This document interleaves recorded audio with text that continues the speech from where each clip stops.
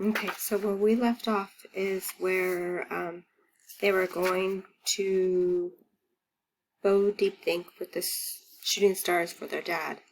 And Jim Dandy didn't have his money, and so he was trying to get the blame on everybody else. And he was talked about, the last one says,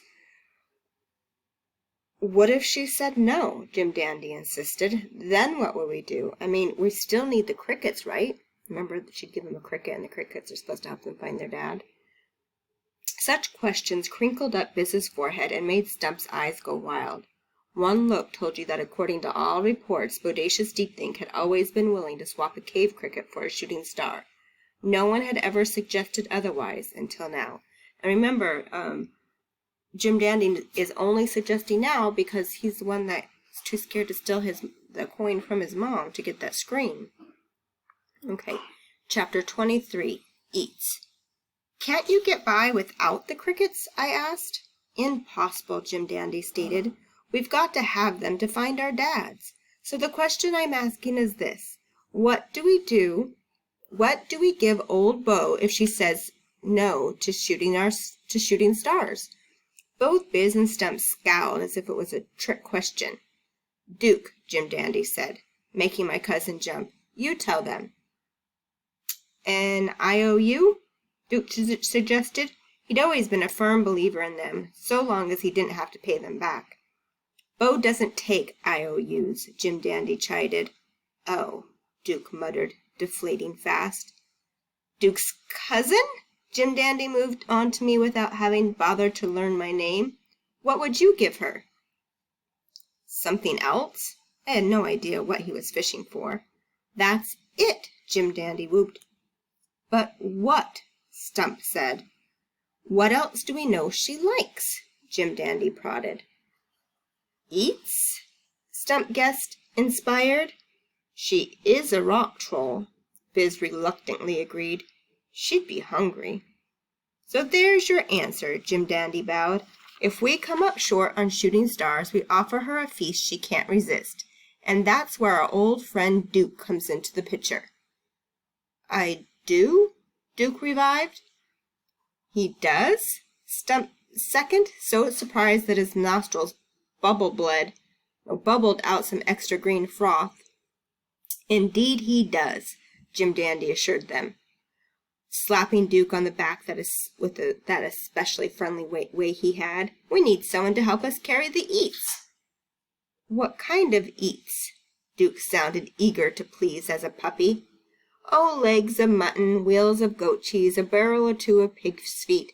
Jim Dandy laid out this with a generous wave of his hand. "Some oxtails would go over big, the usual stuff that rock trolls gobble." "Where are you going to get all that?" I asked. "You don't even have $1 to buy a screen." "Don't be so ignorant," Duke scoffed. "Trolls have their way." "Indeed we do," Jim Dandy agreed wholeheartedly, "and fine ways they are." "She's going to want her stars," Biz stubbornly squeaked. "But if she doesn't," Jim Dandy insisted, winking at me and Duke, "we've got a plan, right? So let's not worry our pretty little heads about shooting stars. Agreed?" As Jim Dandy explained all this, Biz and Stump gazed toward the river, giving me the uncomfortable feeling that they couldn't bear to look Duke or me in the eye.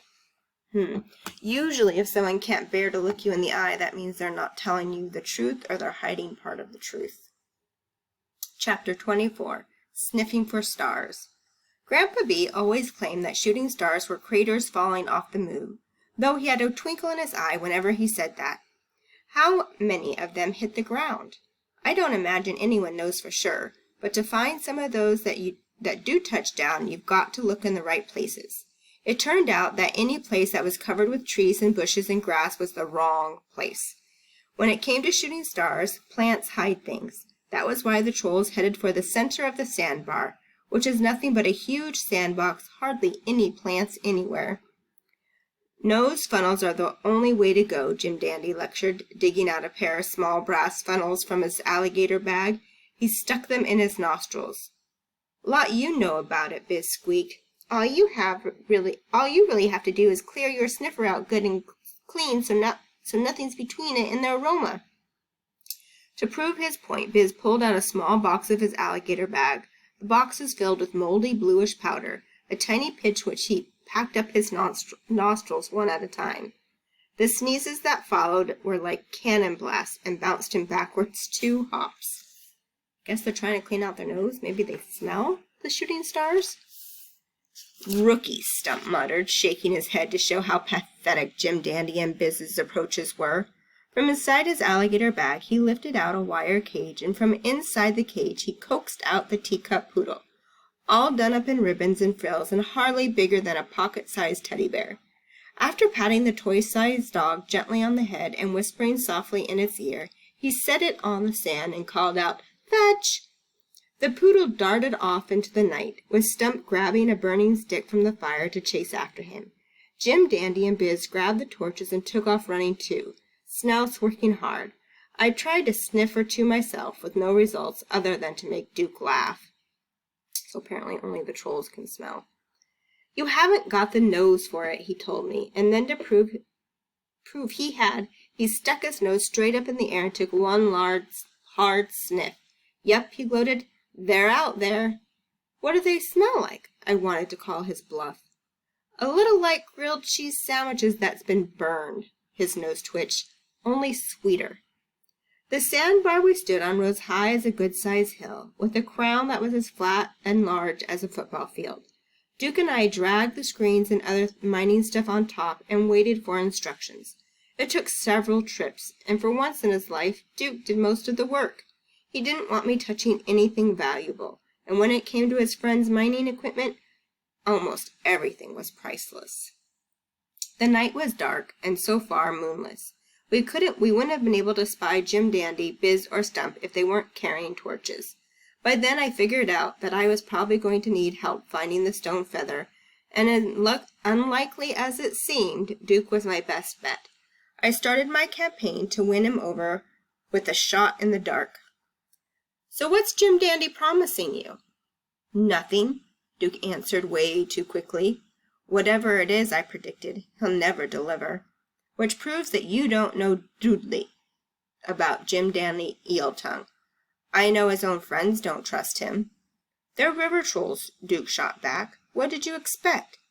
"I don't think they brush their teeth either." "Never." Duke was happy about that. "Don't floss either." "How about cleaning up their rooms?" "They don't have rooms." "Go to school?" "Unheard of." Duke grew happier by the minute. "Sounds perfect," I said. "Think I could join up?" Not that I had any intention of signing up, but I had to burst my cousin's bubble somehow. Wanting to tag along was tried and true. "Not a chance," Duke cautioned, stiffening. "What'd they say when you asked them to join?" "Never mind about that," Duke growled. I think she guessed it. I think they promised him he could join if they'd help. He took such an active dislike to my question that I naturally kept right on asking them. "Maybe you can ask for me," I begged. "They probably listen to you." "Look," Duke threatened, shaking a fist in my face, "we both know you brush your teeth 20 times a day and keep your room as neat as a box of fancy chocolates, except for all those toads and turtles and stuff. So let's not pretend that you really want to be a troll. Okay, we both know what you're really up to is finding out what Jim Dandy promised me, right?" "True enough," I cheerfully admitted. "All right, then." Duke checked over his shoulder to make sure that we were alone, and then spoke out of the side of his mouth. "Jim Dandy says he can get me a second horn." "That's all?" I know there had to be more, because Duke still wasn't looking me in the eye. So remember, that means that they're not being honest. "And a tail." "Whoopee! And maybe some hooves," Duke snapped, finally looking at me square in the eye. "But not for sure on those." "What do you want with all that?" "If I'm going to run with the river trolls," Duke said, "I need them. I'll never—" Apparently he does want to. I never got a chance to ask where he came up with that brilliant idea. Just then Stump came rushing up with his toy-sized poodle in one hand and a burning stick in the other. A guilty look was slipping off his face. Uh-oh. I wonder what is going to come about that.